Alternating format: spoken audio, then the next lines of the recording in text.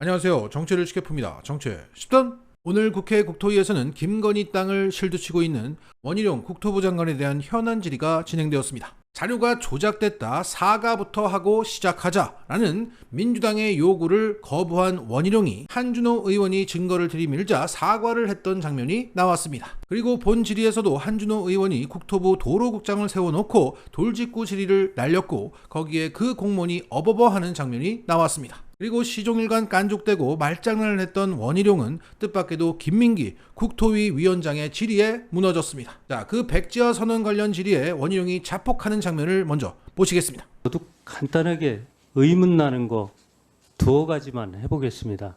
시간은 많이 걸리지 않습니다. 우리 도로국장은 답변석으로 나와주시고요. 장관님께서 서울 양평 고속도로 백지화를 선언하셨는데 백지화를 선언하면 백지가 되는 겁니까? 장관님. 그 부분은 좀 설명이 좀 필요합니다. 잠깐만요. 짧게 하세요. 짧게 한번 설명해 보실래요?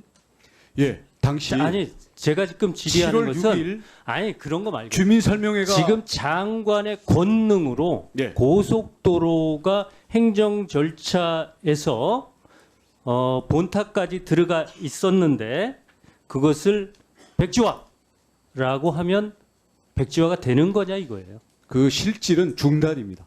중단이요? 네. 그럼 백지화가 아니네요. 백지화라는 것이 그동안 진행된 게 아직 예산 투입이라든지 공사라든지 이렇게 전혀 진행된 게 없지 않습니까? 의사 결정도 된 게 없습니다. 예산 그러면 중단이 되면 이게 무기한 끌다 보면 무산이 될 수도 있겠죠. 장관님, 그 백지화라고 국민들은 다 알고 있고요. 양평 주민들께서는 이것 때문에 큰 우려를 갖고 있고요. 그러면 지금 백지화가 아니라 중단이었다라고 제가 이해를 해도 되겠습니까? 제가 그때도 말씀드렸지 않습니까? 아니요. 만약에 이 거짓 선동이 백지화라고 임기 그랬고요. 내내 계속된다면 다음 정부에서 해라. 거짓 그러면 선동이 중단되면 즉시 그러면 추진한다. 두 번째 질문은 제가 백지화된 것을 장관의 권능으로 다시 시작하자. 그럼 다시 되는 거냐 이렇게 물으려고 했는데 그럼 백지화가 아니고 잠깐 중단되었던 거다라고 전 이해를 하겠습니다.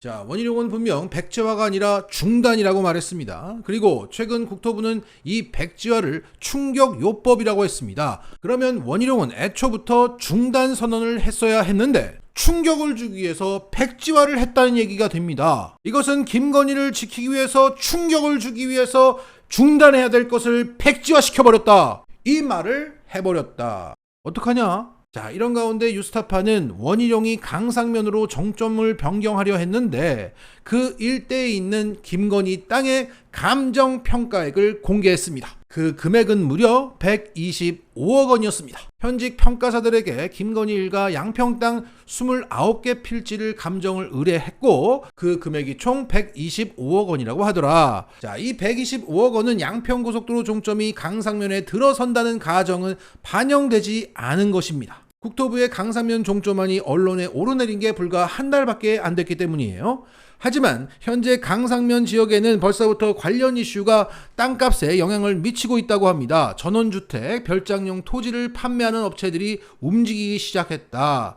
초대형 호재를 앞두고 매물을 걷어들이는 모습도 감지되고 있다. 그래서 거래가 급감하고 있다. 자, 이 강상면 종점 인근 사람들 그리고 양평군 일대에 있는 사람들이 지금 땅값이 오를 것 같아 팔지 않고 있다는 얘기입니다. 따라서 국토부의 강상면 종점안이 최종 확정될 경우 이 지역의 토지 가격은 폭등할 가능성이 높다. 자, 지난 2021년 원안인 양서면 안이 그 예타를 통과했을 때 인근 지역의 부동산이 많이 올랐다는 증언이 있었습니다. 자, 당시 2021년 양평군 의회 속기록을 보면 박현일 군 의원은 이렇게 발언합니다. 진짜 10년 수건 사업을 한 방에 해결하셨습니다. 이로써 양서, 양평, 옥천, 국수리 모든 매물이 사라지고 양수리의 아파트가 1, 2억씩 오르고 참 좋습니다. 그리고 이 논란이 최초 일었을 때 강상면 종점 주변의 땅값이 2배는 오를 것이라는 현지 공인중개사의 말도 있었죠. 그렇다면 125억의 땅이 아니라 250억이 됩니다. 이것은 뭐 최소라고 할 수 있죠. 자, 서울 송파에서 20분 만에 이 강상면 종점에 도착하고 남양평 IC를 통하면 김건희의 모든 이 양평 땅이 서울 송파에서 30분 안에 도착할 수 있게 되는 겁니다. 그야말로 황금의 땅이 되는 겁니다. 라스뉴스! 최근 서희초 사태에 대해서 정부 여당과 언론 그리고 국힘을 좋아하는 커뮤니티에서는 교권대 학생인권 구도로 몰아가며 갈라치기 하면서 학생인권만을 그 학생인권 조례만을 중요시했던 민주당 또는 진보 교육감 때문에 서희초 교사를 자살하게 만들었다는 정치적 공세를 하고 있습니다. 이런 가운데 작년 조희연 서울시 교육감은 학부모가 학교를 방문하지 못하도록 만드는 법을 서울시 의회에 제출했지만 당시 다수 의석을 차지하고 있었던 국힘 서울시 의원들이 이를 막고 상정하지 않았던 사실이 뒤늦게 확인되었습니다. 그러니까 교권 강화는 쥐들이 막아놓고 민주당 탓을 하고 있다는 얘기예요. 만약 그때 국힘이 그것을 막지 않았다면 서희초 교사는 최근에 자살을 선택하지 않았을지 모릅니다.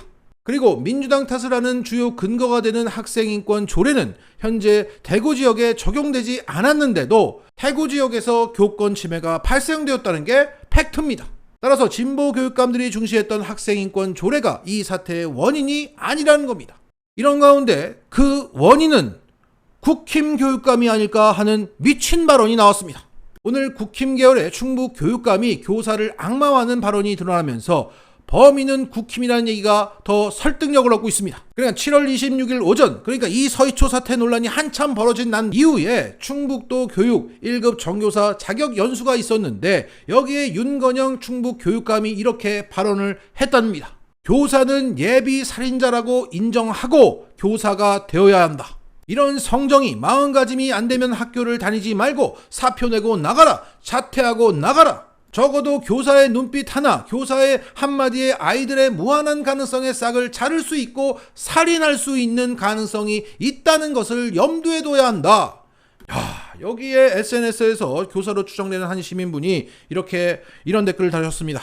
교육을 위해 헌신하는 선생님들께 예비 살인자라니 의도는 모르겠지만 교사로서 마음이 아프다. 자, 관련 기사를 보면 이 윤건영 충북 교육감은 작년 지방선거에서 보수 진영 후보들과 단일화 끝에 현직 진보 성향의 김병우 교육감을 누르고 당선되었다고 되어 있습니다. 그러니까 진보 교육감이 크게 앞서고 있었는데 보수 교육감 3명이서 단일화를 해서 그중에 윤건영이 됐고 보수 단일화 후보가 진보 교육감 후보를 꺾었다는 겁니다.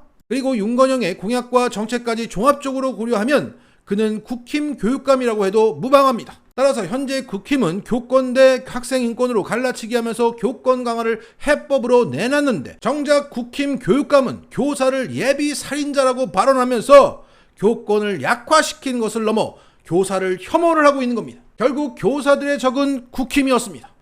마치겠습니다.